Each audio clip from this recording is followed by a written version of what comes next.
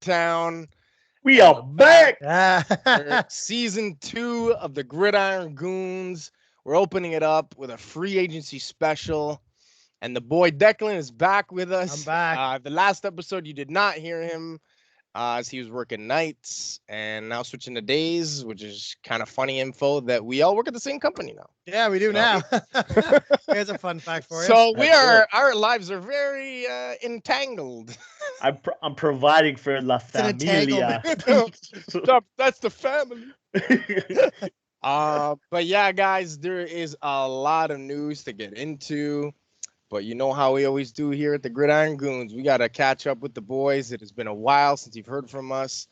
And there's a lot of stuff that we got to get out. So, Dex, let's start off with you, brother. Declan has a new family member. Yes, I do. Yes, I do. And it's He has wild. a daughter. Yeah, it's wild. So we got a new puppy. And, Very hairy. Oh, yeah. So we got a new puppy. She is wild. It's a German Shepherd, little German Shepherd lab puppy mix. She's a handful, boys. She is an absolute handful. She runs around this house wild. She whines about absolutely everything. Even when she gets treats, she still whines. I guess she probably wants more of them. We're in the process of making sure she does not pee in the house, and I did not know how much little dogs pee. I'm out of my backyard about like 15 to 20 times a day with this thing because it's pee. I have no time for anything else. Like I'm just taking care of this little dog again and again and again. But I love her. Super cute. So. Oh, she's awesome. Little Alaska. We went with the name Alaska, which I think is a pretty fitting name for the dog, to be honest. Give us the reasoning behind that. So the reason behind it is Joe and I were sitting around and we were talking about like let's get a dog and like what name. So the dogs we were looking at, most of them were female. So I googled like good like dog names, I guess, and Alaska was top of the list. So we were stuck between Alaska Because it started with an A. Yeah, it was literally the first name that came up.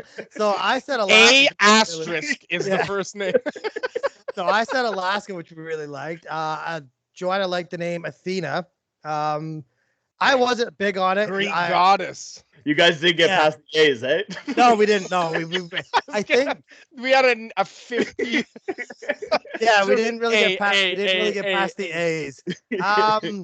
I was stuck between. I wanted to call her Munich, because she's a German Shepherd, but that's more of like I guess like a boy's name for the dog. So Joe wasn't for it because it was a female dog, but so we agreed on Alaska, which everybody said they loved the name. I don't know if people are just telling us that because they're to her face, but No, whatever. it's a good name. It's our dog. No, It's a I great like it. name. I actually like it. I went to where was it? Sorry, I went to PetSmart today. I ended up talking to the woman for like an hour and a half, just trying to figure out like how to train the dog. Like she has this habit of, you guys have been to the house. We have that little carpet where her table is. She loves like biting and chewing at that carpet and like trying to pull it up. So we went to get her like a bunch of toys that would kind of like replicate the carpet, I guess, so she doesn't destroy her house. Dog Dad Declan. I know. What a handful. Dog dad. We have cat dad. Now we have dog dad. That's gold. Dog. All right, Dex. Well, it was good to hear back from you. Well, again, where is brother. she? Bring it. It's good to Hey, be back. hey, Oh, we I got don't. Where did she people. go? Let's Bring her Oh, in here. she's sleeping. I'm not waking her Yeah, up. leave her. She's sprinting around. She's time for a nap. Maybe we'll bring her on in the end of the We will. episode. She's Everybody ripping will. Everybody will get to see her. I'm just not waking her up right now. Yeah, She finally went to sleep. good call, dog dad. the- That's it. Over to our other boy here. How's life, man?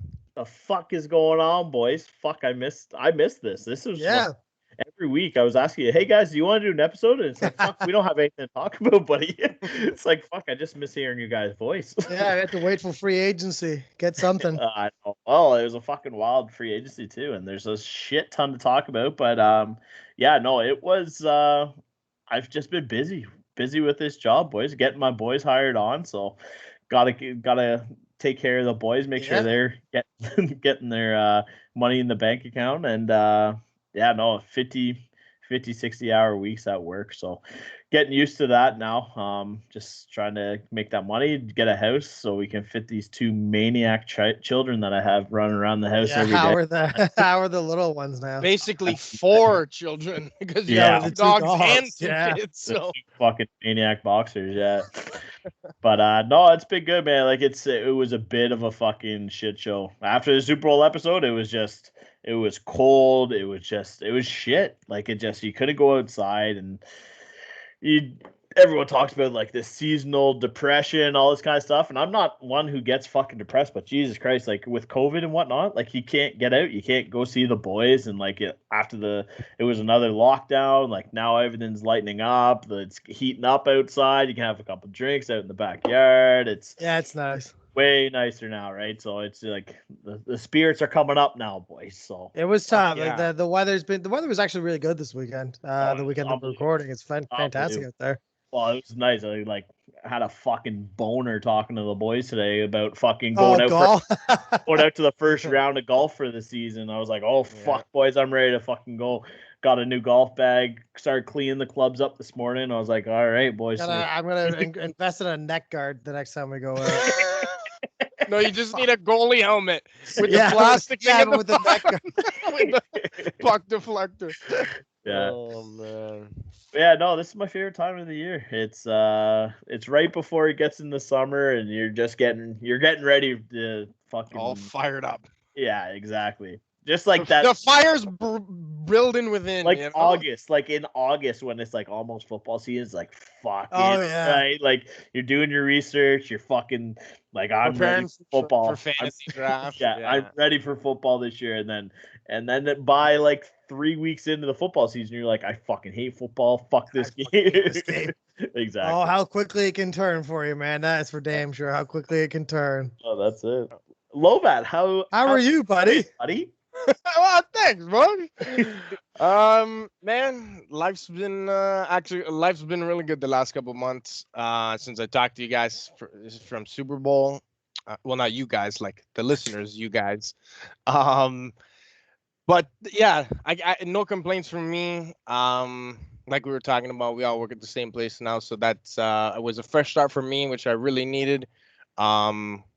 Basically same thing as old, man, trying to save for a house, the wife, and it's just, it ain't cheap these days, boys. So I'm working my fucking bag off. We're stuck in a bubble, essentially. I mean, like sooner or later, this, like, I know we've talked about this before, we said this before, but like this bubble has to pop eventually. Like you got people selling like $500,000 houses for like 700,000, 600,000, man. Like that house isn't worth it. I not to get too mathematical here, man, but like as soon as interest rates go up, man, a lot of people are gonna get fucked. The bubble might pop. I mean, and they didn't want to raise them through COVID. We're trying to keep an economy going, but like as soon as like they have to go up eventually, and a lot of people are gonna lose a lot of money. So I'm kind of just waiting for that little bubble to pop, and we'll move on from there. Fucking hope. But yeah, basically just been working, boys. Trying to make I know that. So. I know. I was gonna say you do this. you know firsthand. I've been working my fucking bag off, so it's been good though, man. Like I just been staying up to date with all the NFL stuff, and just still laying low key for the most part, just because of all the COVID shit. But like Ove just said, like shit's lightening up, and summer's here, and we're allowed to do patios again. And I think restaurants and 50. Shit like that. They're saying shots everyone's supposed to have their first dose by June or so, or in Ontario, right? I heard that. Yeah, I heard that today on the radio. We'll see. We'll see if that's the case. But I know a lot of people. I know a lot of people like for frontline workers that have already got it. So it's getting there. It's lights at the end of the tunnel. It's a speck, but it's there. Oh, hopefully, man. Yeah. Like, no, for sure. You see those videos coming out of like Australia, New Zealand, and you're just like, God damn it, man! Like, why can't we be there? Like, dude, when Australia had a music festival like 3 months ago. I know. Had 0 cases in the entire country, and I'm like, fuck! I wish I lived on an island. Yeah. Everything just shut down, which is what we should have done from the beginning, and we would have just kept Canadians in Canada, and no one is allowed to fucking come in or out. And there would be no COVID, and we could, be at music festivals, and we could be kissing each other on the lips and having beers, like I love kissing each other on the lips. Man, it's been so long since I've seen so many people. I don't give a shit. I'm kissing everybody on the lips. No, it's gonna be great to see everybody again. Like where you can actually get out and see people. It's gonna be fun. With St. Patty's Day just passing by, I was like, Jesus Christ! Like I didn't even know. Like I got into work. I was like, I was like, what the fuck? I was like, it's St. Patty's. Like, I see all these on Instagram coming up, like it's St. Patty's Day. I'm like, it's 10 o'clock on St. Patty's Day. Usually I'm blackout by 10 a.m. Take the day off. I'm at a pancake kegger, like just fucking giving her decked out in green, painted green, like, and I was like, what the fuck is going on here? Yeah, so that was the Wednesday, right? With St. Patty's. Yeah. Yeah. The Thursday I had worked at that warehouse that you guys know about, and the one guy was up on a lift and he was like, yo, did you do anything yesterday for St. Patty's? I'm like, nah, man, like I just worked and went home, like I didn't even have a beer. And Buddy was like, yeah, me either, man. And my grandfather who passed away was Irish. I'm like, if he was still alive and knew, like, I mean, he's like, right now, just me saying this out loud that I didn't have a beer on St. Patty's Day, he's rolling in his fucking grave. I was like, I feel bad that I forgot it was St. Patty's because I would have just had a beer just for the sake of it, Like, like there was no hype around it. Like there was no big lead up to it. Like talking to the boys, like what are you gonna do? There was no lead up to it at all, and then all of a sudden it was the day. Like, oh well, fuck! I can't even like. Even if you went, if you wanted to go out for a beer, like you couldn't. Like there was nowhere to go. Like 10 people out in a restaurant. Like there's hour-long waits. Like there's nothing for you to do. Yeah. I mean, hopefully this is where, like I said, light at the end of the tunnel, man. Like this is. I can't believe, and I said this to Joe at the beginning when all this happened. I was like, we'll be fine. This is only going to be like a month. Oh no, this will be fine. We'll be clear of this by June. Nope, no, I was definitely wrong. And Joe just sitting there. It's like, remember that time you told me it was only going to be like 2 months? Like, yeah. Look at us now. I saw a meme of that the other day, actually, when it was like a couple of girls who were in high school and they were like, oh, no school. After March break, sick, we have 2 weeks off, and then it's like literally like 1 year later, they're like sitting in their rooms, just like you know what I did. You know what I did realize? Shit. You know what I did realize though? There will be no more snow days. There'll be no such thing as a snow day anymore because everything can be done online, and they've already been doing shit online. There'll be no such thing as a snow day anymore. Oh, snow day? That's fine. Just log on your computer and you can learn that way. Yeah, seriously. All right. Do you remember that? Do you remember the snow day? How many of those fucking kids are learning fucking anything? Zero. Absolutely fucking zero. I bet. They're looking at the screen like this, and they have a fucking bigger screen up here playing fucking PlayStation as they're fucking. I was flying through Twitter a couple of days ago and doing whatever, and I came across this tweet, and it goes, "This kid apparently changed his name to Zoom." On it, and then it said Zoom has requested access to your computer. So the teacher thought that it was like Zoom asking. So then the kid took control of the class and just deleted everything. Kids are too smart these days, man. But all the electronics, they are too smart for their own good. They're too clever. Yeah. Well, that's the thing I'm worried about is the book smarts is. That's out the window. Yeah. So. That's the way she goes with that. Anyways, that's a. Books were not our thing. No. Well, boys, let's get into what everyone wants to hear us talking about. That's the NFL free agency opened up this past week, and there were a lot of moves. There's going to be a lot of new guys wearing new colors this coming season. We already just like you guys, we had already discussed that there was one big winner this free agency, and it basically all happened in one fucking day. Yeah. He almost signed a full team.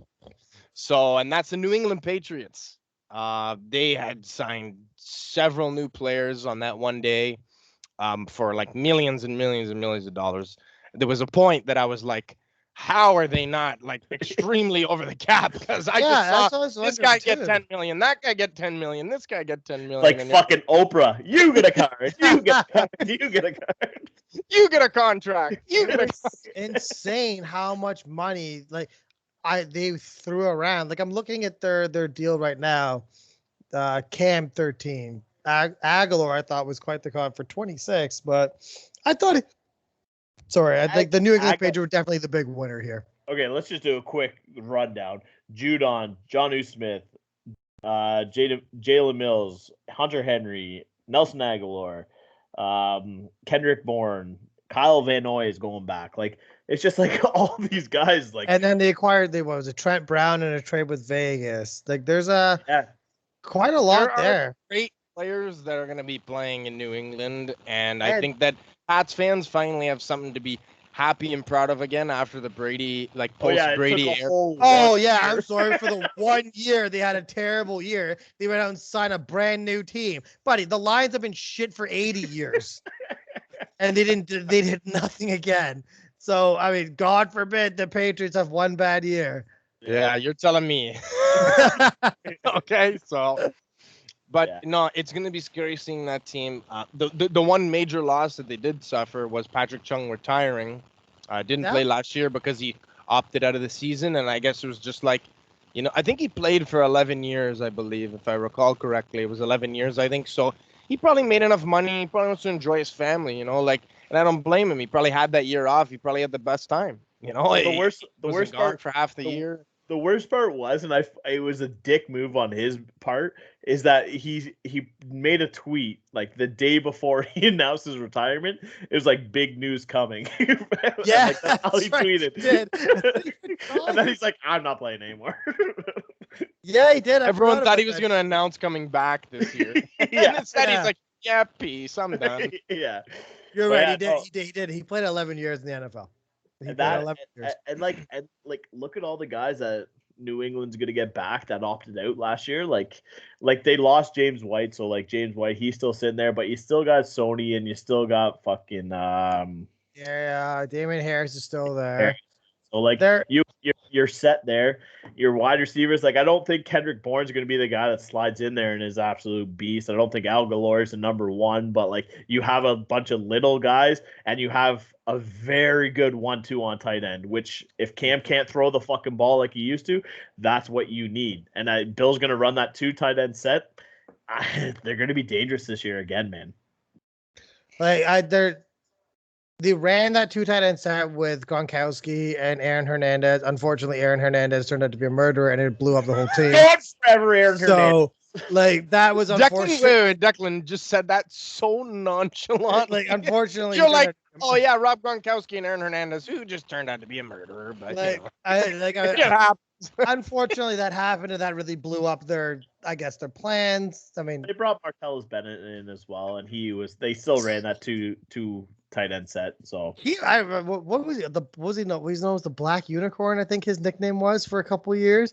Am I the only one who remembers this? I'm gonna Google absolutely. That. I don't remember. I'm gonna Google that right now. I am fairly certain that's what he went with. That's a hell of a fucking handle to fucking go off of. Oh yeah, I'm looking it up right now. It wasn't that good to be called the unicorn. Let's just say that. It was decent. There it is. There he is. August 1st, 2012. Tight end Martellus Bennett goes, "I'm kind of a black unicorn." His words, not mine. Oh, self-proclaimed. That's even his words. Okay, that's bad. That was his words. You can't nickname yourself the unicorn. What the You can't nickname yourself anything. You should never give yourself a nickname. Exactly. That is an even better point. But yeah, so the Pats definitely won free agency. I don't know how, but if it was like that TikTok video that Nick showed us the other day where like Bill Belichick goes, free agency opens up. Hey, you want to sign with the New England Patriots? They're like, oh, sure, Bill, I'll play for you. And then it's like Hunter Henry. I'm not done. Going back to the Chargers, he's like, hey, Hunter, you're going to come with us. He's like, okay, Bill, sure, no problem. Just all these guys are like, yeah, I'll play. Bill Belichick must have something on everybody in the league. You knew Hunter Henry was going there after the game that they played last year, and like it was just like the big embrace, like they hugged each other. It's like, oh well, Hunter Henry's Declan called it fucking weeks before. He's like, Hunter Henry's going to the Pats, and then he thought he fucked up because Johnny Smith signed. He's like, I thought Hunter Henry was going there for sure, and then the next day Hunter Henry signs too. It was like, Jesus Christ. Yeah, it was insane, like how that panned out. And not only that, the amount of money that they gave those two tight ends is quite a bit of money for. They've not Hunter Henry. We can talk to our boy Dion about this, and he'll tell us Hunter Henry has a real problem with staying on the field, staying healthy. He does have a little bit of a I wouldn't say an issue. Depends how you look at it. He catches the ball and kind of falls. Like he's not a big like yard after catch thing. John O. Smith, another one. He played behind. Oh my God, his name is eluding me right now. Big guy, tight end. He got hurt, and for Tennessee, my God, what's his name? This is gonna bother me so much now. I got to look this up. Delaney Walker. Thank you. That's Delaney Walker. I honestly I don't know why the name. One of the was best eluding tight me. ends ever. I could not get it in. He played behind Delaney Walker for so long. Yeah. I really thought he would re-sign in Tennessee because this was now like, this is your time. Like, you're the only guy here. And it's not like Tennessee were a bad team that he decided, I don't want to play anymore. I'm going to go jump ship.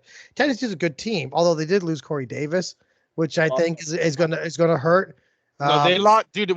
I don't think Corey Davis is their biggest loss. They lost like 2 starting corners and a starting safety and like a bunch of other Their complementary. defense wasn't even really that good to begin with. That's Let's the be worst. Yeah, honest. but now it's even worse. Yeah, but but bad defense usually translates to lots of throwing opportunities, and you figured he might be in the mix for a lot of touches. The big loser out of that situation is going to be Derrick Henry, because Derrick Henry's not your typical like pass catching running back, so they're not going to be able to feed him 30-40 times a game trying to run down a clock. Well, we're the still kid that early in the off season, so there's a lot of good guys out there. Like we were. You're talking right. about. A lot can happen. So for Nick, You're right. he hopes at least the Titans are gonna start fucking making some signings, because they're I think they're one of the biggest losers for sure in this free agency period. I don't think they did anything to make themselves better, and they lost guys that make them worse. So I really don't see how Tennessee makes a jump next year when the Raiders like teams like the Raiders, who were like those teams that were like kind of like right on the verge, they made the next step. The bubble teams that made the next step, and the Titans were like just above a bubble team, but now they didn't make those moves. Like, I don't see them in the running next year, especially with like in that division. Like, I think Indy's going to run away with that one now. Yeah, I definitely agree with that. I think that Indy has that division, but it is kind of weird from a franchise perspective when you think about how close Tennessee was when they made it to the AFC Championship 2 years ago, and then last year making the playoffs again, and then this year you're probably not going to make the playoffs unless, like I just said, that they start making some good signings at the key positions that they're missing out on. So another major winner that we thought was definitely Washington football team. I think all of us could agree on that one, with a huge signing in Curtis Samuel, who was college teammates with Terry McLaurin, and then the signing of Fitzmagic, who is not retiring, which made everyone put a smile on everybody's face. Yeah, that guy. That guy has found the recipe for success to play in the NFL. We've all seen that Ryan Fitzmagic meme. Good enough to be a starter, plays well, plays good, shit, goes to bench, comes in, plays really well, and just rotates this vicious cycle. Buddy, at this point, I think he's just trying to play on every NFL team in the league. Honestly, he's just trying to go everywhere. And good for him for lasting as long as he has. Well, like, the thing is that they're going to have a very nice fucking offense next year. Like who knows if Fitz is going to go in there. Like, he could play second fiddle to Henneke or Kyle Allen under Riverboat Ron's offense. Like, he's not locked into that starting job by any means. I think that Kyle Allen will take a third seat, and even if Fitzpatrick is 2 and Henneke starts, I want to see Fitz start with that lineup, because with Curtis Samuel, with Terry McLaurin, with Antonio Gibson, with Logan Thomas, like, those are 4 very good fucking weapons that you now have, with a very good defense that they proved this year. Washington could very easily make a very big jump in that division this year. I want to make a bold prediction here right now. I think Washington are going to run away with the division. I think they're going to be the top in the division. The division's obviously got a lot better. The Giants that we're going to touch on signed Kenny Golladay. We knew he was leaving. Fuck him. He's gone now. I don't want to talk He about him. gone. He made me mad. He made me so mad last season for more than just the reason that he played on the Lions. I had him on my fantasy team. We saw those stupid pictures of him dancing and then saying he had a sore hip so he couldn't play. So that pissed me off a little bit more. It's a new season, buddy. Don't worry. Yeah, it's a new season. I'll find another player to hate this season. Don't worry. I And I'll don't find know another who and I'll you're- find another one to live this season. I have no idea who you're going to cheer for on the Lions this year, except for buddy. Smith, maybe.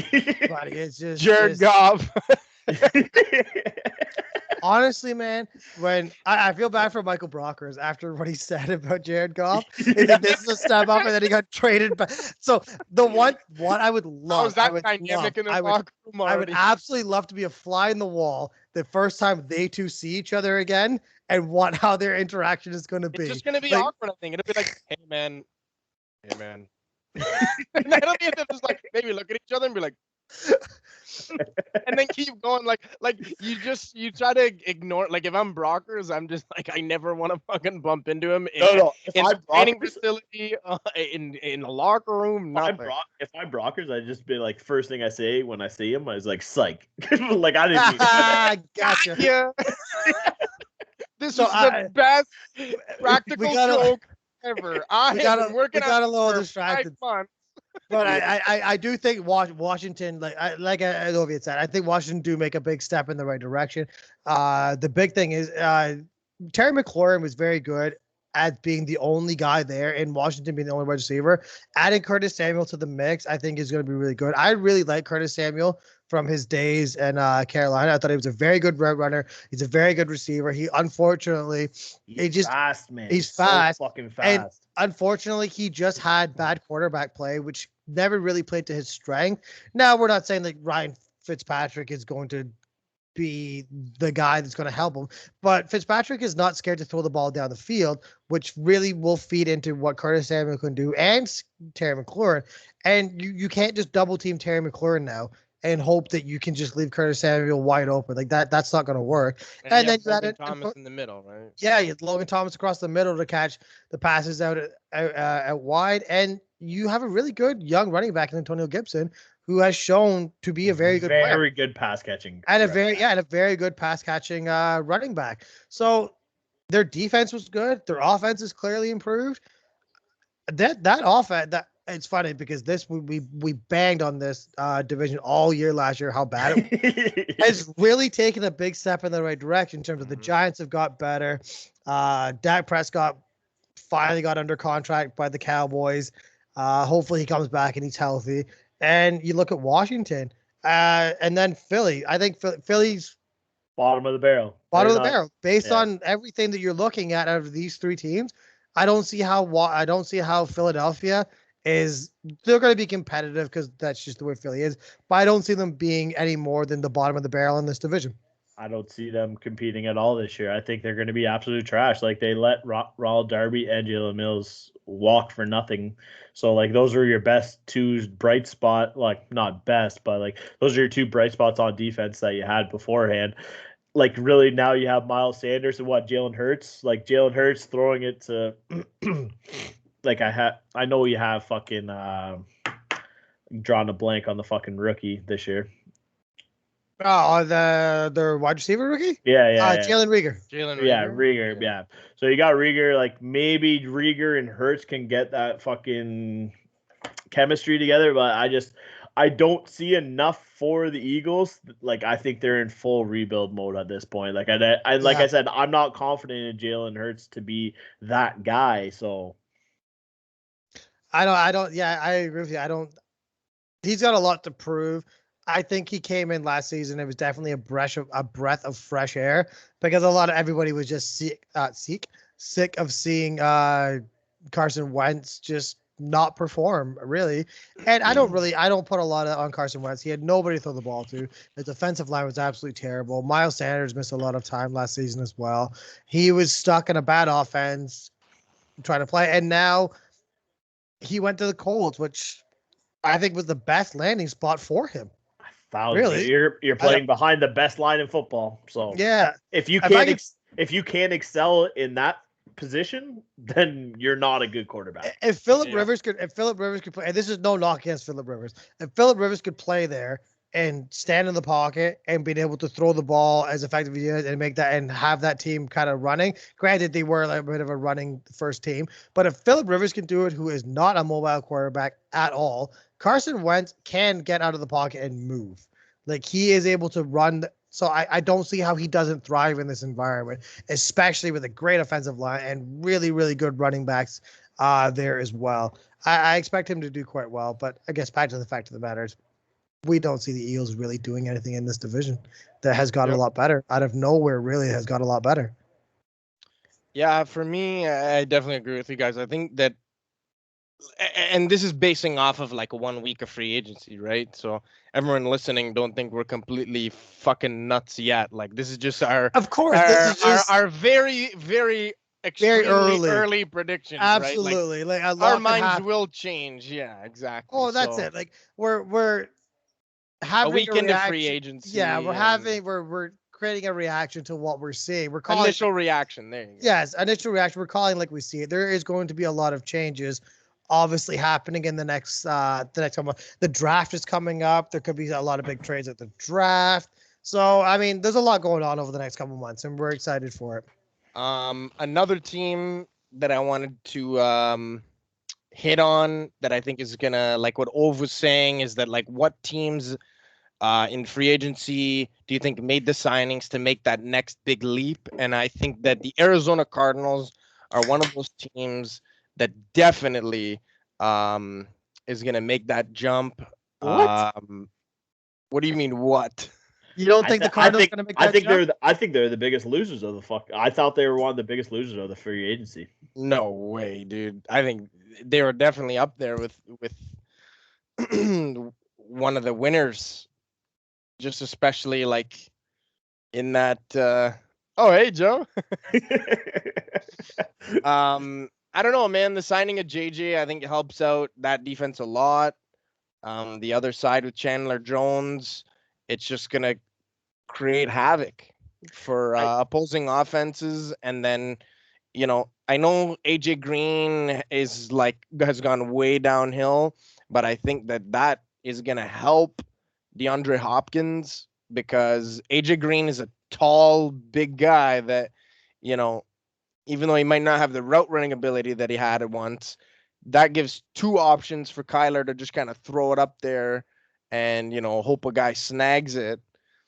They signed someone else too it's slipping my mind, but this could absolutely be a Tampa Bay Buccaneers of me last year, where I called them frauds and like this and that, and like absolutely. But like, I don't I don't think JJ made the right choice. I think if he wanted to go to a team with a good defense, I think the Bills were the right choice. I think he should have gone to the Bills to have an actual chance at a fucking Super Bowl. I think that was his spot to go. I don't think he made the right choice going to the Cards, because I don't see them really competing. I love Isaiah Simmons, Chandler Jones, yes, but they lost Patrick Peterson, so like their outs are going to be a little bit more softer this year. I don't know. I hate AJ Green, because I think Christian Kirk is your wide receiver 2 anyway. So you're bringing AJ Green in as maybe a wide receiver 3, maybe a 4, because Keyshawn Johnson's there as well. And I don't know if he's the guy that slides in there. But they paid him money, right? So all in all, I really don't think that the Cards made the moves that they needed to be in the mix in that division. We'll see what happens to Russ. Like if it looks like Russ is going to stay with the Seahawks at this point, but he didn't get any help either. So that's why I think that out of that division, I mean, the Niners didn't really do much. The Seahawks didn't really do much. So I think that, the Cards, I know, didn't get like major pieces, but I think that they still like progressed better than anyone else. I guess not besides the Rams, who but at the same time, as a Niners fan perspective, like I saw the bad last year, but like yes, we probably could have done something with Jimmy G and like tried to bring in Deshaun Watson, or like we could have done something like that, but what, like exactly what I said like in past episodes. Why are you going to sell your future on one guy who you don't even know for sure? Like, he hasn't proven himself in Houston besides the fact that he can get away from pressure. Like, other than that, like, he hasn't. Yes, he is an elite quarterback, but is he an elite quarterback to get rid of a George Kittle or a Nick Bosa or something along those lines? Like, I don't think so.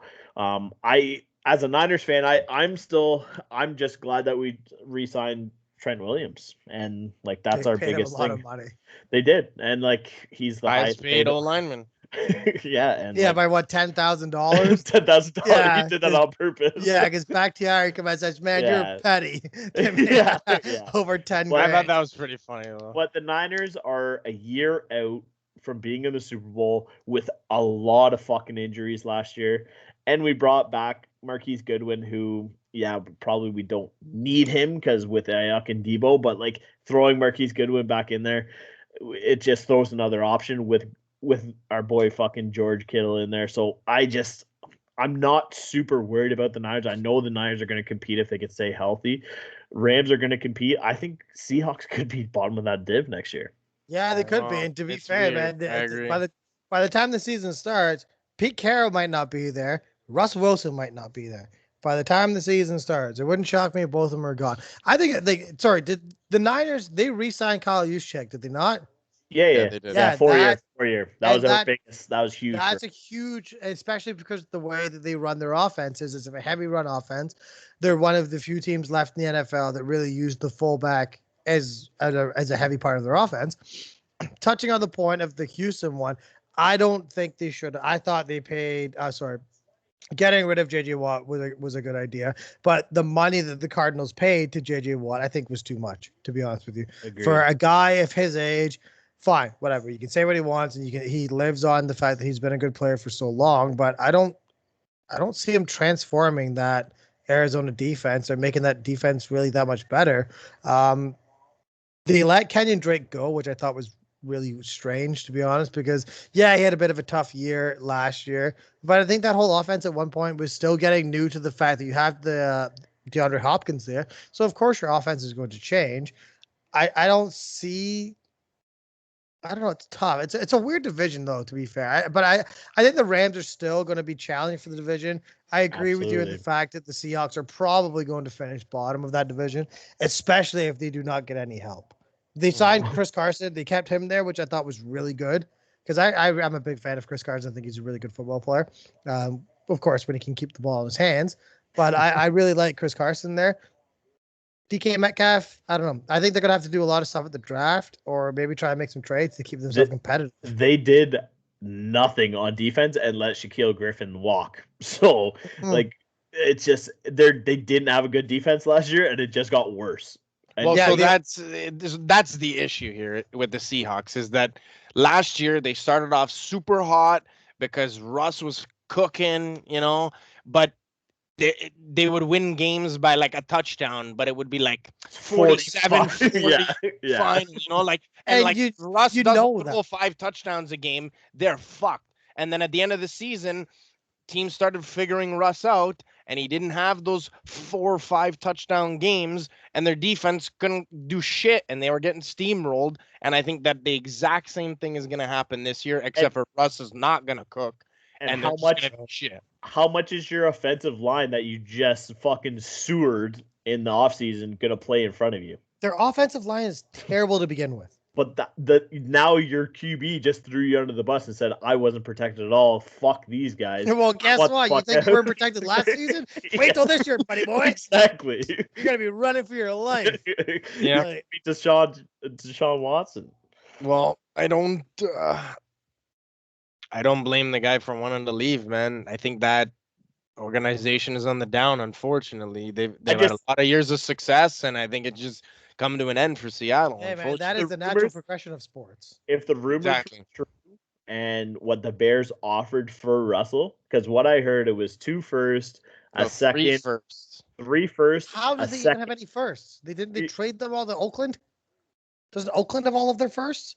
They end up Then Chicago. Talking about the Bears. I thought the Bears had no first because all of a sudden because Oakland had all of them and that Khalil Mack trade. Now obviously these are probably future picks, but could you imagine? Well, I thought it was. That's why I thought it was 2 firsts, 2 seconds, and 2 roster players. But could you? I thought I saw 3 firsts, 1 second, and 2 starting players. Yeah, Maybe it could have. But been. whatever. Like it was huge. Regardless, that is a huge fucking. For me, I'm taking the deal. I don't care if for Seattle, you have to eventually get over the Russ era, and I think that package from Chicago probably would have been your best package. I agree. And I don't know why you wouldn't have just maybe if you weren't prepared to start your rebuild just yet.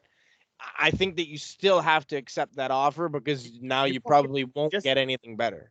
So high, like this is the highest he's going to be. He's not going to be. Your team is not going to be good next year. You're not going to compete next year, so his value is not going to be high. You just lost 2 picks out of what you could have had if you're going to trade him in the offseason next year.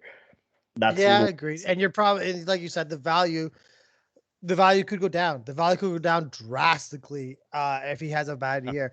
The Seattle to me seems like they're stuck between the Russ era, trying to keep it going, and the rebuild because you got DK Metcalf there that could turn out to be a good player. Yeah, Chris Carson that you've just signed. So you want to keep Russ there I think for the value of having them and trying to maybe keep them there because we live in the world of instant gratification. And I know I don't know this, but I believe that if Seattle starts having a bad year and it goes, DK Metcalf is going to be all over the goddamn socials, bitching and complaining the way that players seem to do now when things don't go their way. You look at Juju Smith-Schuster all over the socials. Guys love to air out the team that they're playing for, but I don't get. Like, you still have to go there and be around these guys. Like, why would you go there and start airing out the team and start having arguments with the front office and whatnot? I believe that DK Metcalf is the kind of guy that if it doesn't go well, he's going to become unsettled and he's going to want out of Seattle very quickly. Yep. No, I think we can all agree on that one. I just want to touch on the Bills because they're my team. We talked about O's Niners. That I think that that is a team that I actually am looking forward to now that they're healthy, to look forward to getting back on the field and competing as the Niners for sure. The Bills didn't make big splashes, but in my mind, they did. Guys. They re-signed like 4 or 5 key players from last year. They're basically bringing back the exact same team, except for we let our kick returner go and we have a new punter. And you let John Brown go. You let John Brown go and you swapped him for Manny Sanders, which I'm going to make that trade 100% of the time. So yeah, it is weird. Like I do like John Brown. I thought John Brown's a really good player. John Brown to me is, I think this is just my opinion. John Brown's that type of player. He's really good, but he just can never stay healthy. He could just never keep himself on a football field long enough to be like a really good, like steady Eddie type player. Well, he suffers from the sickle cell trait, which makes injury. Something to do with like you almost double your injury time. Yeah, like and that's unfortunate. That's exactly what happened last year, and that's why our rookie wide receiver Gabe Davis looked as good as he did, was because he saw more playing time because of all the John Brown injuries. But for me, you needed to cut a veteran player, and cutting John Brown and then bringing in Emmanuel Sanders on a new fresh contract that you could like bonus load or whatever. Yeah, it was only a 1-year deal that gave Sanders too. It was only a 1 year. So it needed to be done just so that we could sign guys like Matt Milano, who is like the centerfold of that defense. Keeping him there in Buffalo for another 4 years, and then 2 starting linemen, which is huge to keep Josh protected. And Jacob Hollister. Jacob Hollister is a huge fucking add. And I was just gonna say I think that who, by the way, they were college teammates in Wyoming, which is a fun fact. But I always miss that tight end presence. I think that Buffalo hasn't had a good tight end in a very long time. I think Charles Clay would be probably your last one. Decent sort of like. Which was like probably 4 reliable. years ago now. Yeah. So, I'm pretty sure we saw him play. Did we see him? Or maybe play? 3 years ago. 3 years ago, let's say. We saw Charles. That was the tight end game with OJ Howard with the 2 touchdowns as well. Yeah, that was the tight end game. Yeah. But yeah, man, I'm happy that Jacob Hollister's there. You know, he's not like your big tight end name like a Gronk or a Kittle or a Kelsey, you know, but I He's a think that steady Eddie. Not even He's a- close he'll- to those guys. He's a, man. he's No, a steady I'm Eddie. saying he's not. I said he's not like those Okay. guys. But he like exactly what Ovi just said. He's just your little check down guy. If you need him, he's there. He's big, and Russ used him very well. And If Cole's- he can catch and get if- yards after catch. So If Bees is covered, then you have Hollister. Like that's basically what it comes down to. Is like I- that. That's Sorry.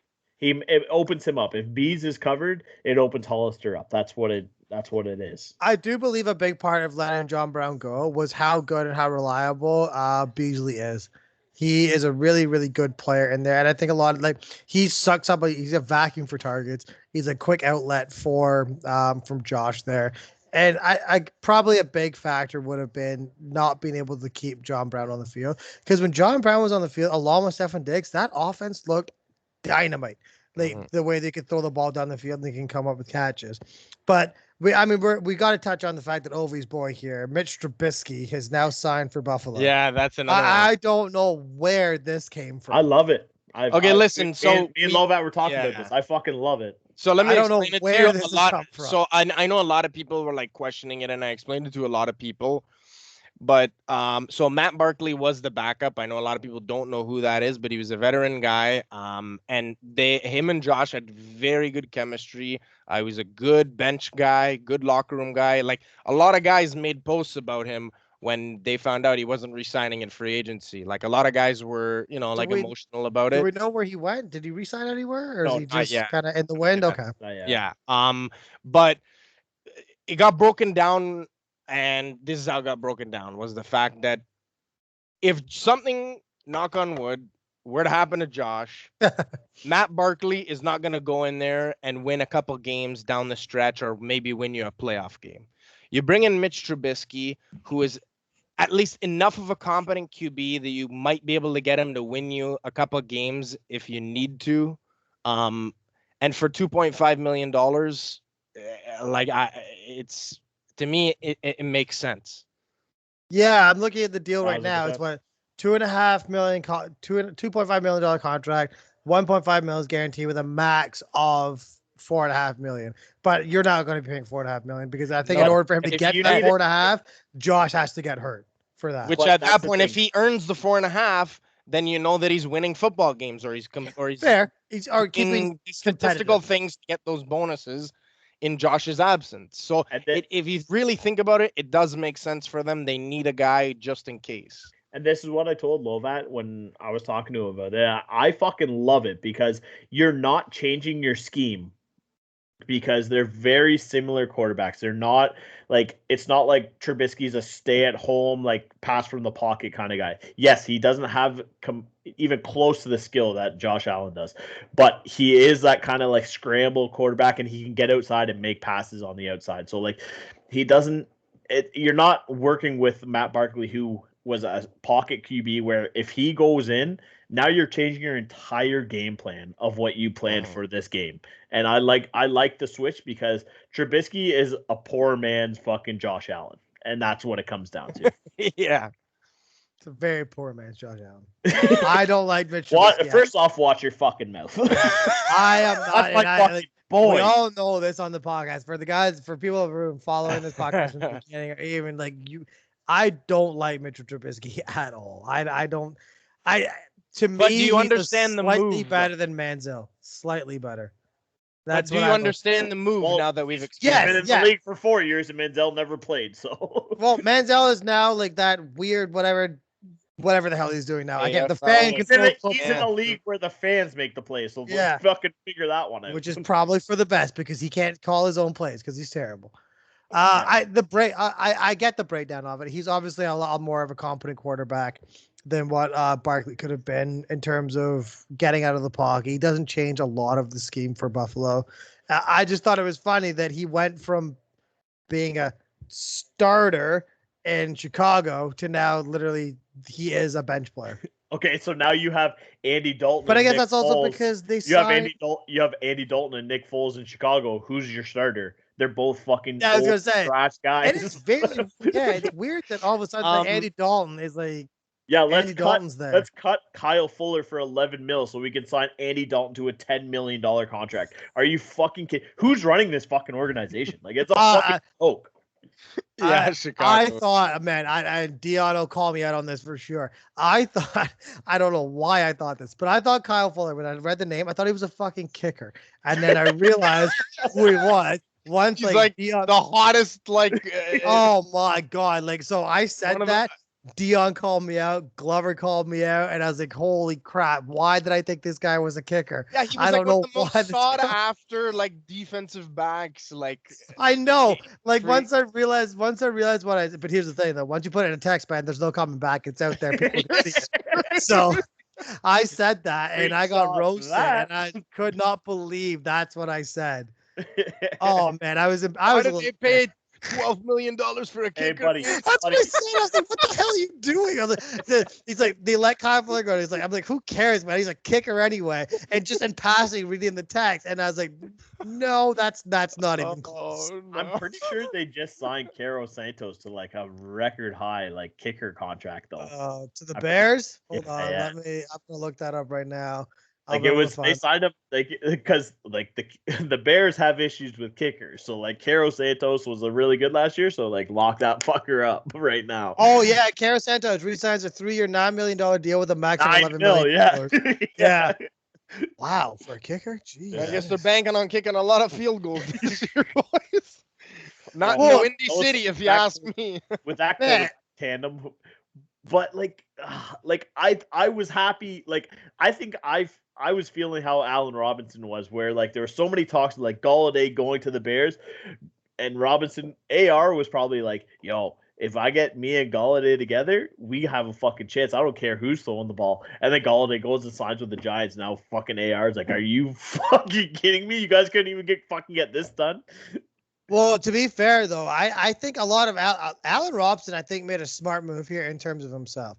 So you're looking around the league and you're seeing these wide receivers, as good as all these wide receivers were, they were not getting the money that they thought they were going to get. Allen Robinson all of a sudden did a U-turn and rushed that franchise tag. And now he's about to get paid because he's going to franchise tag himself in order to stay there. Because you're looking around the league, Juju, we all thought Juju was going to get more. Yeah, there was rumors he could have got $13 million for 1 year. Kenny Golladay, I think it was 4 for 72. So yeah, he signed a pretty decent deal. But in terms of all of the movement in the wide receiver, John Brown, 1 year, $3.5 million, there wasn't a lot of big money thrown at the wide receivers. Like Kenny Golladay, 4 for 72, $40 million guaranteed. John Ross signed 1 year, 2.5. A lot of wide receivers didn't get a lot of money. And if you franchise tag, I believe it's top 3 at the position they pay out or something like that. So Allen Robinson is on track to make a lot of money when 18 mil. He was very close to making very little money. His franchise tag is 18 mil. So for 1 season, he's going to make $18 million in 1 season. But also, don't forget, just because your franchise tag doesn't mean you can't sign a deal. We just saw Justin Simmons sign his franchise tag and then get like a record-breaking safety deal. So,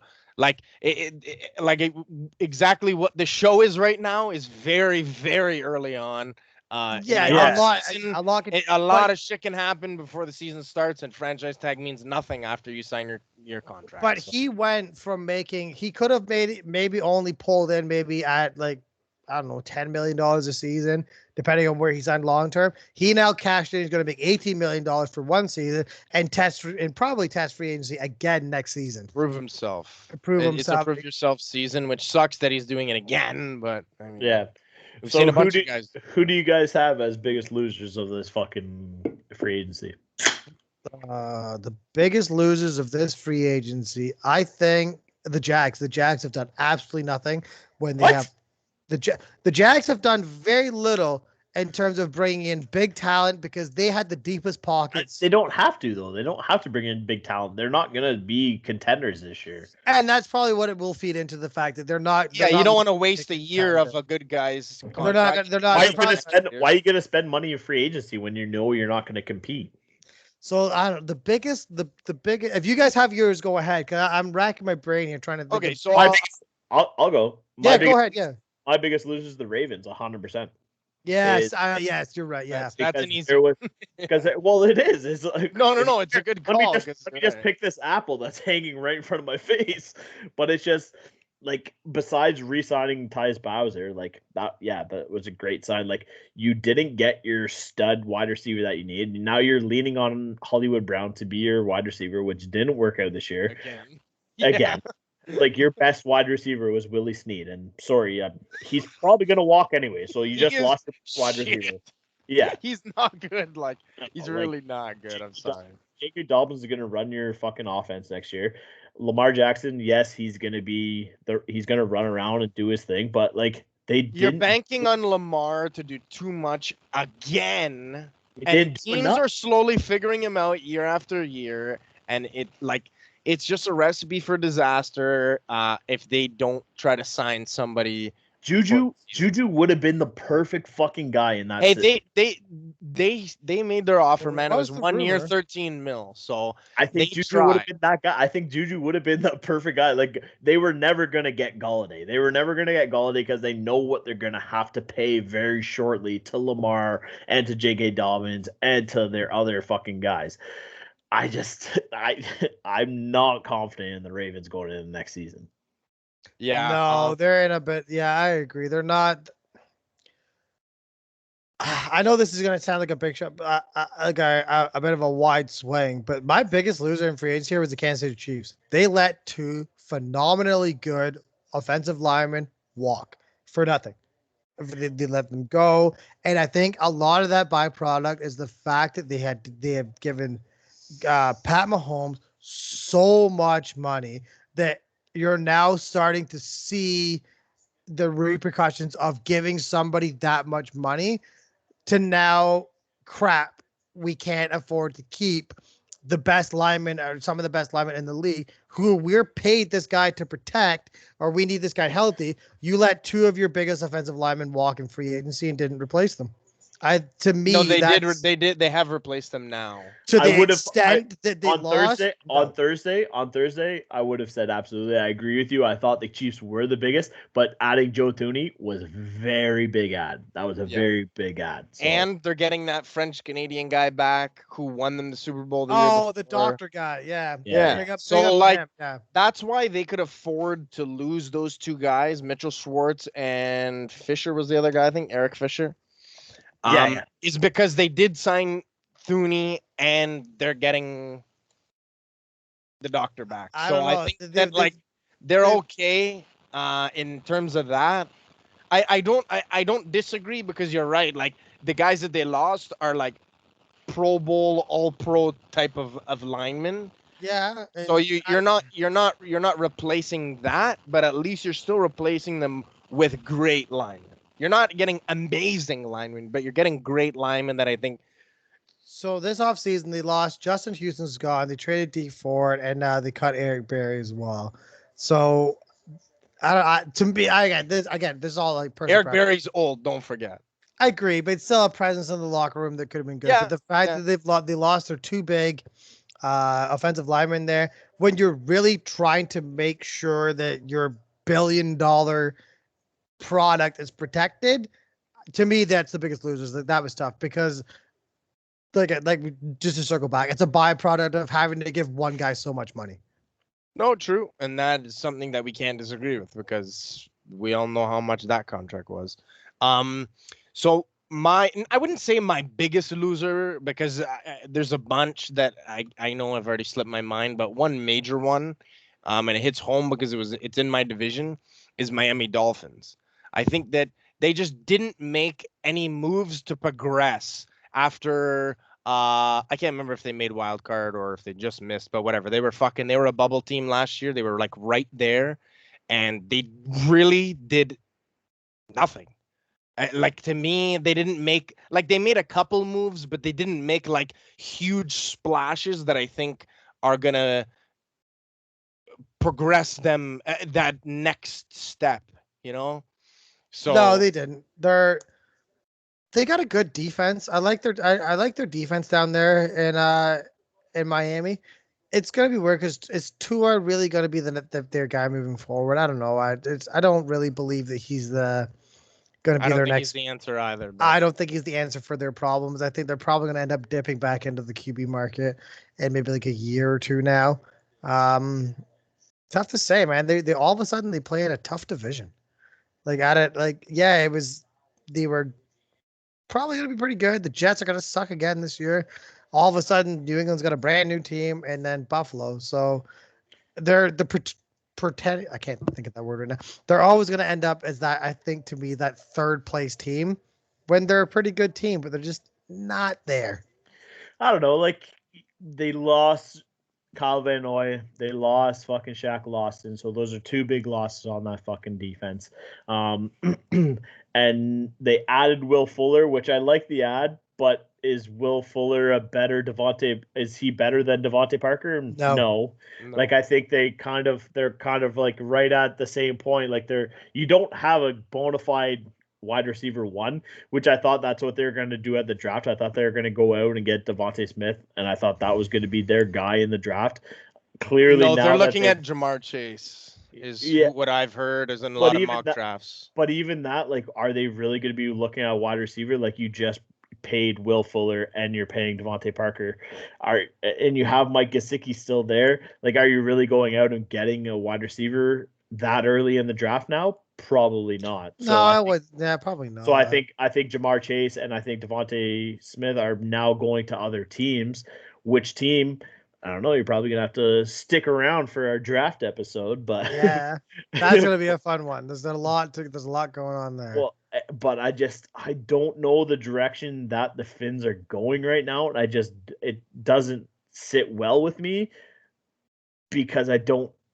Like, I get that Tua is your guy. I'm not confident in that, and I'm not confident in the guys that they signed to help him out. So, yep, and you guys both basically agreed with me, right? That's why they're my team, is because when it comes down to it, they didn't make the big next step and sign that like major key player on defense or a major key wide receiver or something to really take the next leap forward. So I think they're just going to be a bubble team, you know?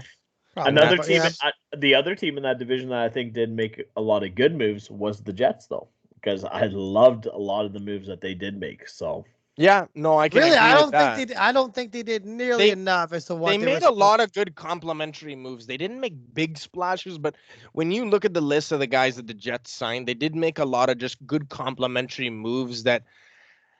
Obviously, they're not going to be good this year, but I think that it kind of pushes them in somewhat of the right direction. So I'm honestly excited to see what this Jets team could be now that Adam Gase is gone. So now that Adam Gase, surprise! But we're not go one episode without talking about Adam Gase. And I'm back, baby. So now that Adam Gase is gone, I'm interested to see. Is it the organization that is this bad that allowed this to be as bad as it is, or was it truly Adam Gase? Because if the Jets come out and they really play quite well, Darnold plays well. I can't remember. The running back is also evading me because he's not. Frank Gore is probably not coming back. They brought in Corey Davis. They brought in Keelan Cole. Now, wide receivers there before. It sucked up all the targets. I cannot remember his name. Denzel Mims. No, the other one. James Crowder, thank you. If James and Crowder, like if this is one of these like a burst of talent again, especially in the Darnold case, it's got to be proven that Adam Gase has no idea how to coach a football team. If all of a sudden these guys come out and have really good years, because we've seen it before with Ryan Tannehill was one of the best examples how good he became after the fact. Devontae Parker was kind of and similar situation, became a pretty good football player. The Adam Gase effect is real, and I'm excited to see what the Jets are going to do if it's actually still a thing. The Adam Gase effect. Well, we'll see. Yeah. No, I think Bills, like, way too early prediction. I think Bills walk away with the div still, but I don't think they walk away. It's going to be a much tougher division than what we thought it was going to be last year. Yes, agreed. But yeah, I think it's. Listen, I'll say something I know no one wants to hear. I think New England is not going to be as good as everyone thinks they are. I know they made a lot of really good signings, but I do not have any confidence in Cam Newton. You are hoping become the you're guy. not going to be. Dude, I'm not Let's just hoping put a little shit. asterisk next to It's that. fact. Dude, just because you sign all these fucking great players doesn't mean you're gonna be a great football team. That's just if you're a football fan, you know that. And it's not just because they're the Pats or it's because they're in my division. Like that's just facts. Like Cam Newton has proven that he's not, Super Bowl caliber anymore. Well, And just because you get him all these weapons doesn't mean he's gonna be good. You're right, because at the end of the day, in order to move the ball, your quarterback has to be able to throw the ball. And Cam Newton, over the last 2 seasons, has proven that he cannot throw a football. It doesn't look, his throwing mechanics look awkward. He looked awkward throwing a ball. I mean, the guy's huge. You look at him standing big next guy, yeah. He's a big dude. Like standing, and to watch him throw a ball so awkwardly, you look like something's not right there in his throwing mechanics. Is it back down to the fact that he hit like the bad shoulder? Is it coming off of that? Now, he said something in the offseason. He's like, I'm not going to go out like that. I don't want to take a bench seat. I don't want to sit on the bench. My ego won't let me do that. Well, quite frankly, in my opinion, you were lucky to get this deal with the Patriots because you are well on your way out of the league with that attitude of I'm not going to sit on the bench. Because to me, you've shown nothing to show that you should be a starting. There was nowhere else he was going to land as a starting QB, and that's fact. There is no team right now that is looking for a starting QB. No, not in my opinion. Not in the Cam Newton era, not in the way that Cam Newton has shown the way he throws the ball. It was a bold statement, I think, for him to come out and say that he would not take a bench seat.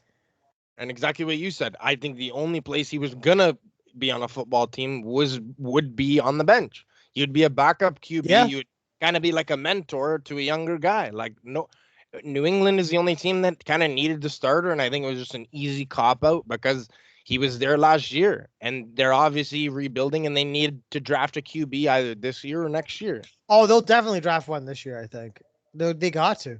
Like how much? Like, but you can't run Cam Newton anymore. But the thing is that all the top quarterbacks are going to go very early this year because there's a lot of teams at the top that need that backup quarterback or like the guy who's going to fill in for an older guy. I don't think the Pats are going to get somebody this year. I think it's more so next year they're looking at getting somebody, but I don't even hear any fucking hype about any of the quarterbacks coming in next year out of college. So yeah, like this year, you knew Trevor Lawrence, you knew Justin Fields, you knew all these guys coming in. Like maybe it's COVID, maybe it's this and that, but I haven't heard anything about these guys in college that are coming up the year after this draft. You know what I mean? Like usually you hear a little bit of hype. Like it seems very similar to like the Josh Rosen and like that draft where it was kind of mum about who's going to be the top guy, like Rosen, Darnold. Like turns out. Some of them Josh Rosen definitely didn't turn out to what they thought he was going to be, but no, unfortunately he did not. But it's one of those drafts. Like, are you really going to bank on getting your starter next year and in the draft? I wouldn't because there's not the hype around him. Mm-hmm. No, probably not.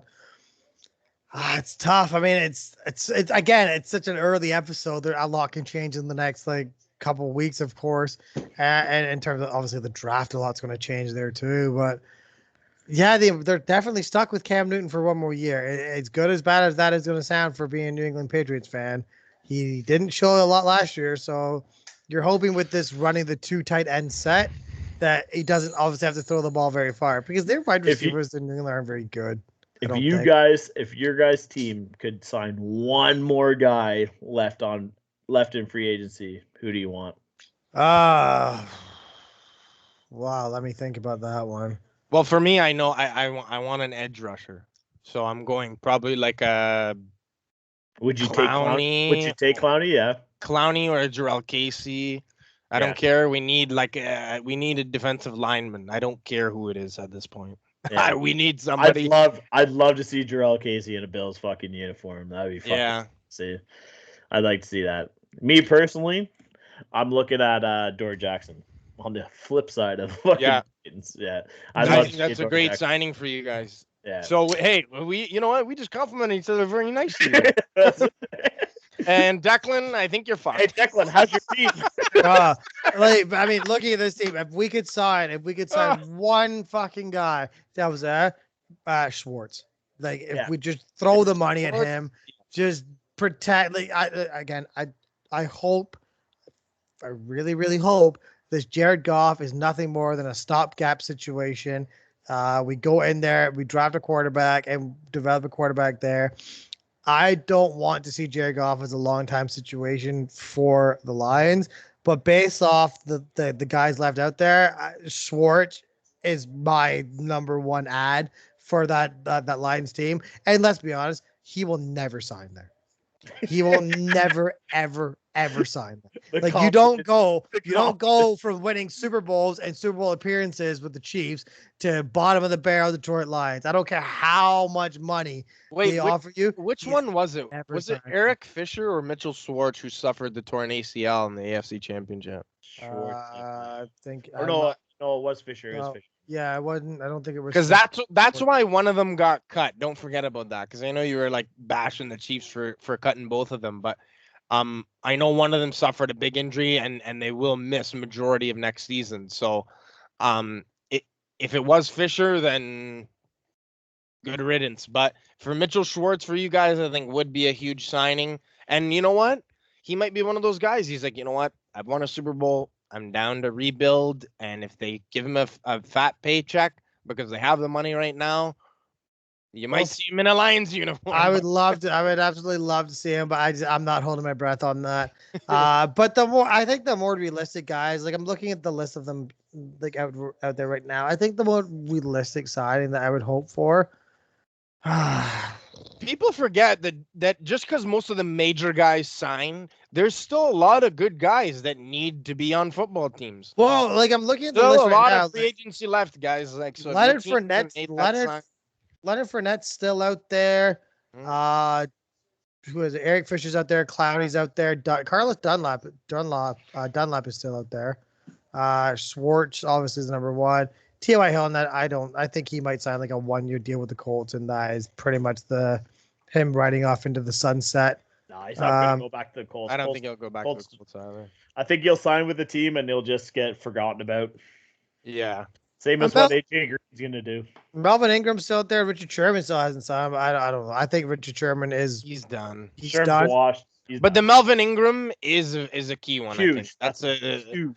That's a centerpiece of a defense that someone needs a big linebacker who's physical and great at his position. I'm surprised no one's made a move for Leonard Fournette yet. That he's still sitting there in the free agent market. Trying to sign back with the Bucs, but I agreed. I mean, if I was him, I'd like restructure my contract when everybody seems to be doing. So. I didn't read it, but I heard that but that's that Brady James White connection, and look how good James White is. Or was in New England and Tim Brady was there. Did James White sign? No, the rumor is that they want to bring him. Like Tom Brady really wants to bring him there. And if James White is smart, he goes there for whatever the fuck they offer you. Well, let's face it. James White's already won. He's already got his Super Bowl rings. Like he's already got them. Go down to Florida and just have a fucking fun ass year, man. Like you know that they're gonna make the playoffs. They're probably gonna make another run at it because they have literally the exact same fucking team, basically. He had a bit of the craziest thing is that we're gonna look at that division from what we did last year and say that is probably one of the toughest divisions to go to this year, where it's like, I'm not really too confident in that division. Like I think the Bucs will walk with it. I think the Bucs are gonna walk it though. Yeah. Yeah, because Drew Brees walking away from the Saints. Who is their starting quarterback at this? They were saying Jameis Winston is probably going to start, and then Taysom Hill will have his similar role where he does a little QB here, a little tight end there, a little wide receiver. Over under till Michael Thomas requests a trade from the team.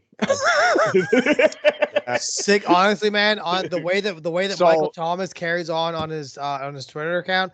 If they're like 2-5 or 1-5 or 1-6, I say after week five, he is requesting a trade. If they're tanking, but here's the problem though. who's gonna take him? Because you made Absolutely him nobody. nobody because you Not a paid him fucking chance. so much money to Yeah. be that wide receiver. I'm out, dude. I don't want anything to do with a guy like that. Like Juju, Michael Thomas. Like I think don't want I'm OBJ, guys still like okay. that. I'm still okay with Juju. I don't think Juju's like. He's a I think- distraction, man. You saw it down the Yes. stretch how negative he was for that football team. I know, but I think he still has the heart of a fucking football player, and I think it's the same like Chase Claypool. Like I fucking hate their fucking antics off field, but I think they also love the fucking game of football. They're not about the money, and that's like Juju kind of proved that a little bit with this contract talks. I think he still wants to be good for Pittsburgh. He doesn't want to be good for another team. He doesn't want to make fucking millions and millions of dollars. He wants to be good for Pittsburgh, which I like that kind of attitude. But I think the only reason he doesn't care about the NFL money is because I know he's making it elsewhere, dude. He has so many sponsorships and he's making money off his fucking TikTok shit. Like he doesn't really need the NFL money. Why wouldn't you already have your house in Pittsburgh? You love the organization. It's easy to stay there for a couple mil less because you're getting the couple mil fucking God knows where else, you know? Yeah, So, I mean that it's not like he's less fit. He's not losing any money. Like he's definitely like you said, he's making the money elsewhere in terms of like making that money up, I guess. Well, that leads us right into the next question of why the fuck is Isaiah Wilson doing what he's doing? Oh my god, man! Like, honestly, so this was the guy who was drafted by the Tennessee Titans first round last year. Sorry to cut you off for you that do not know the Isaiah Wilson thing. Go look at his like history of timeline. Please, so basically, do I'll yourself try to a give favor and him go read a little bit of a quick gist of him. But yeah, so he was a first round pick last year for the Tennessee Titans. Had off-field issues going into, I guess, the shortened camp or whatever it was. Didn't get his first NFL snap until week 11. Got lit the fuck up. Yeah, got rolled on a fucking special teams play and just continually had off-field issues. And now I guess he got picked up by Miami, and Miami already said. No, he got traded to Miami. He got Was traded. Or sorry, they traded like seven round picks for each other. Yeah. And So now Miami, within a couple of days of acquiring him, cut him. So they cut him because apparently he already missed a couple team meetings, and he was supposed to be in Miami, and a video comes out of him dancing on top of a car, and apparently we couldn't figure out. I've seen this video. No one can figure out who the driver is supposed to be. He's in the car with a girl. The girl is clearly on her phone, singing into her phone or whatever she's doing. No one can figure out who's supposed to be driving this car because he is also sitting FaceTiming or whatever he's not FaceTiming, whatever he's doing on his phone with vaping. So no one can figure out who's supposed to have been driving this car.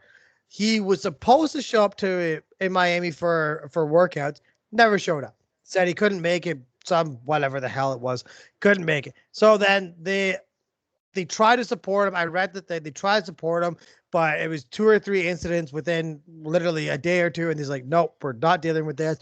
We're cutting our hands. We're cutting our losses. And that's going to be the end of it. Some of the best Isaiah Wilson things that I've read so far. He went to a party because obviously he played in Tennessee. So he went to a college party in Tennessee. The cops came and knocked the door and the man jumped out the window. Look at the size of that man. How the hell did he get out the window? 300 pounds. Like, that's a big window. And how high up was this window? Was there anybody below him? Because I feel really bad for the person below him at this window. Now, it's funny because we live in a world where we see a very short clip of something and we make a judgment based on the very short clip that we've seen. So you see the video of him dancing on top of the car and doing that. And then people are turning around and saying, well, what's wrong with that? Why can't he do that? Well, he's supposed to be in Miami. That's why he can't be doing that. Like, he is also supposed to be a professional football player. That's why you getting can't. His second shot in the NFL. Like, he's getting his second shot within 1 year. Yeah. So, and now, so this is what's gonna happen, because we've seen this happen before with young stars who get the fame and the money, and it just goes straight to their head. And What's going to happen is now that he's thrown his NFL career down the drain, those millions that you made in your first year aren't going to last forever because you probably already wasted most of it with the lifestyle that he's clearly lived. And it just sucks to see like a guy who was drafted so high and was going to play for a great franchise in Tennessee, who is headed in the right direction, is now just literally wasting his life. If you're the Tennessee like coaching staff and you drafted him and he does this, do you not just want to go punch him in the face? Like just walk up there and just walk him one, because you wasted a first round pick on this guy who was supposed to be very good. But I often wonder when you hear stories like this, why does he choose to live his life like this? Like, you've been given a golden opportunity that millions of not even millions of Americans, like millions of like Canadians, whatever, who dream of playing in the NFL. They like just to play one game in the NFL. They would trade their soul for this. This kid, through his entire life, was probably top of his class in high school, PB football, really good in college football. He had everything lined up for him. Why? Like, at what point did you just decide, you know what? I don't need this anymore. I don't want to play football. How did I said, like, man? It's those first couple. It's the first couple millions when you get to the NFL and a little bit of fame, and it just goes straight to your head, and you have the money to do whatever the fuck you want, whenever the fuck you want, and and you just don't care. That signing bonus, right? Like it's that easy, and it sucks to hear, but it's the truth.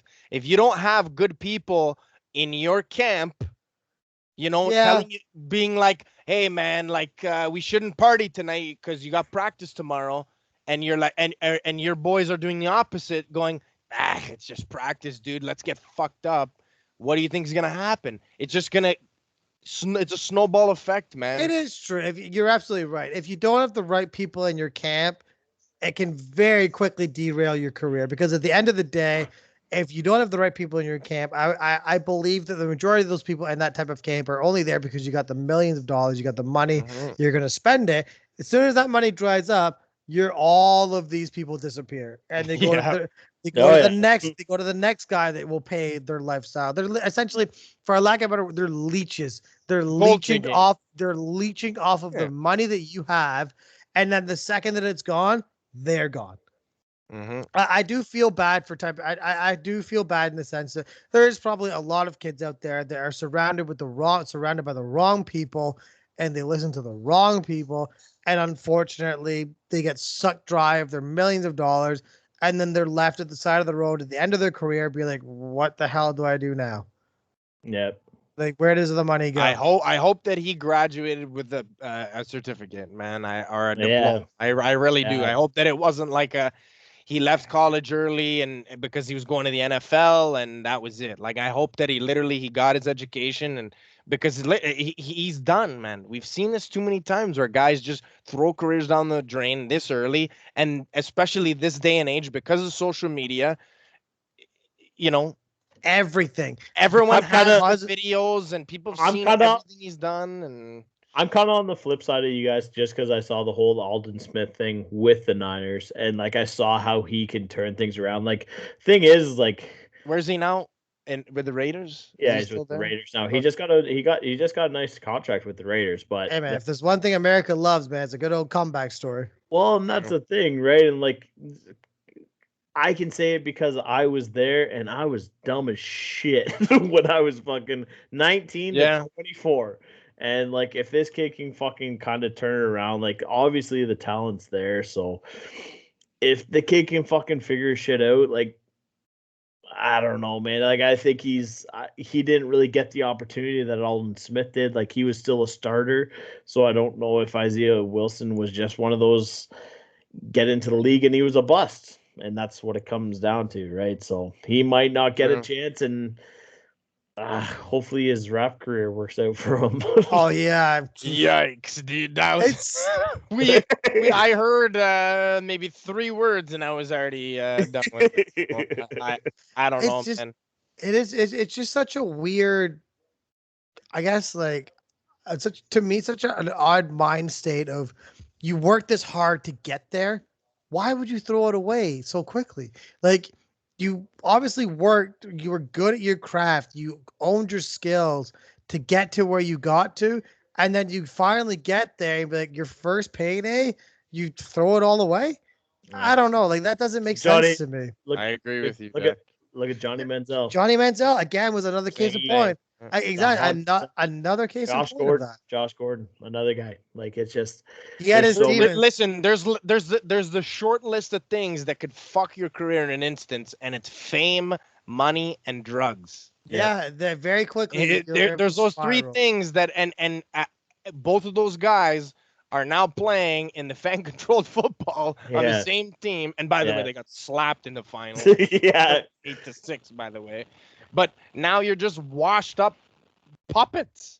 But that's the thing. It's That's like, what you it's- are. You're a washed up puppet. Like, it's nice that, like, and like, we don't see it because we haven't lived that privileged. You're absolutely right. Privilege, We don't. right? We where we it's make like our we've judgment never had that, calls. and we fucking work for every fucking dollar that we fucking bring. Damn in. right. Yeah, we do. And like, these guys, like, they get given, like, and it's the same as NHL, it's the same as NBA. Like, some of these kids that are making fucking millions and millions and millions of dollars to play sports. Like, I get it. Like, you're a fucking focal point of so many people in the world, but like, some franchises are giving these guys the money right off the hop, where if I got $20 million when I was 22 years old, I would have been fucking dead.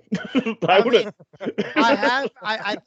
don't know if I spoke to you guys about this before in the past, but I have said this before. It's like you're giving kids, and obviously this is not all. I'm not painting everybody with this brush, but you are giving a lot of kids a lot of money who, and you hear them say, my only way out of where I was coming from was being musically talented or being good at sports. You've heard it from multiple players throughout their career saying the only way I was going to escape that environment was by being good at my sport, like throwing my entire life into this. And you have kids growing up playing their sport, being told you're the best player on this team. You are the best player on this team. There's nobody better than you. All the way through their entire career, you're the best player. You're the best player. And everything is catered to them. They finally make it to the pros. They get their big money contract. And all of a sudden, you're trying to tell this kid what to do. If they've gone through their entire life being told they are the best thing that's ever walked this earth, how are you going to tell somebody who makes $20 million a year what to do with their life? Because at the end of the day, they're going to turn around and say, I've been told I've been better than you my entire life. I make more money than you. Why do I have to listen to you? Go fuck yourself. Exactly. Yeah. I don't have to listen to you because I have more money than you. People love me more than you. Hey, And you know what? That's a Declan rant that I can actually get behind. yeah.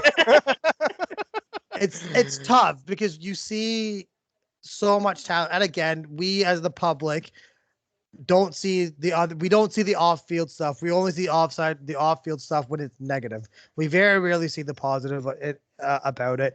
We see, and we're very quick to judge other people. We're very quick to judge professional players. Like, I wouldn't do this, blah, blah, blah, blah. But we're not living their life. We're not in their situation. So again, it's very easy to pass judgment, but in a way, it's super disappointing and a little envious to be given this type of talent, like this God-given talent that you literally just pissed away.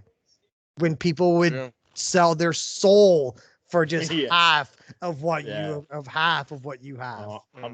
To fucking play a sport, to be your paid career. to play a sport. To be paid to play a sport. Yeah. People would sell their That would souls. have been my dream, man. And I would give anything to have done it, I man. do it for fucking league men. Yeah. And I'd be the happiest human Buddy, in the at the end of the day, as long as it pays my bills, I would be there. Well, Like that's the end of the day. Like, and you watch kids.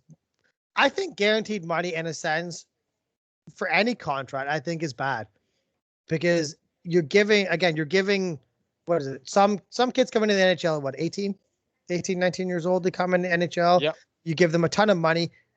Jesus Christ, how the hell are you going to try and keep an 18-year-old child, essentially, can't even buy beer yet, on the right path? And Ovi said it himself, fuck, you give me $20 million, I'd be dead. Right? Like, it's just a lot of money is involved in this. And Lovat, you said it. Money goes to your head. Money and fame really goes to people's heads. Yep. It's a wild one. But it's good to be back, boys. Hell yeah, it's good to be back. I was gonna say, well, boys, you know what? Like winding down to the end of our first episode of season 2. Season 2, boys. Season 2, yeah, we're on a whole new It was season. good to get back into it and talk some football, man. Remember that last episode we ended? We're like, oh man, we're not gonna be back talking about football for a while, and now we're back. Now we're back. Yeah, we're gonna try to stay on like a pretty standard schedule for you guys. Hopefully every 2 weeks. Depending on what kind of news breaks. If it's a slow week, it might be once every 3 weeks, but we're gonna try to do once every 2 weeks. And we'll be back. We got leading up to the draft. We have a lot of free agency and a lot of off-season stuff to get to. So I love the draft because if we can start picking players that we really like and like, hey, names to watch, names to like, and then we can start talking maybe a little bit about your fantasy team, about these rookies coming in, these guys that might win you your championship further down the line. Who knows?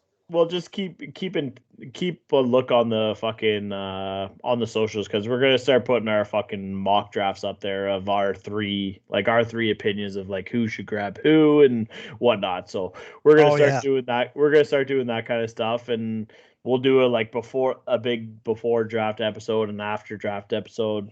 And it's my birthday. Usually draft weekend is right on my birthday. Yeah, so it always is. It's a nice. It's a good week. Oh, remember when we used to plan those trips? We're gonna go see it. Oh, goddamn COVID! We're still dealing with you. Yeah, but we gotta just fucking power through it. And hey, you know, boys, this felt good. It felt good. It felt real good. It felt real good to get back on here. I loved it. Well, guys, that I guess is a wrap for season 2, episode 1. This is technically episode 24 for you guys. 20.